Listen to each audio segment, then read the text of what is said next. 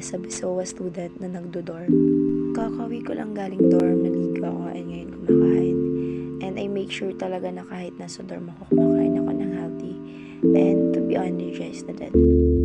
And after that, gagawa ko ng schoolworks para mabawasan. And proper seating helps me na hindi magka-backache and masanay din. After that, matutulog na ako kasi para mas energized tayo bukas. So, good morning! 6:32 na and may lakad pa akong 9 so I need to be ready. So, first, unang gagawin ko upang mag-ready is mag-exercise tayo. Magtatransisyon na wow! So, yun nga, nag-warm up ako and nag-exercise para din maging ready yung katawan ko in this day. And, ganun, para mapukaw din yung katawan ko na galing sa tulog.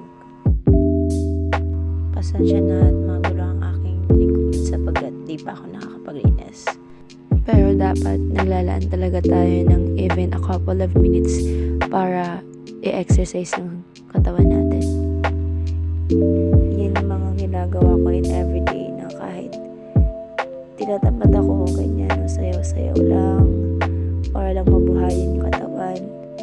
And yan, I love dancing so yun na lang pag tinatamad ako, dance. Ilang minutes pa lang yan pero pinagpapawisan na tayo so babay na muna kasi may lakad pa tayo. Andito na ako sa Robmag kasi may practice pa kami sa isang subject namin na performance. Yan, for the practice kami ng sayaw.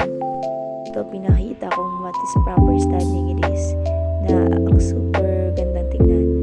So that's all for my mini vlog. Nakauwi na din may bahay at mag-rest na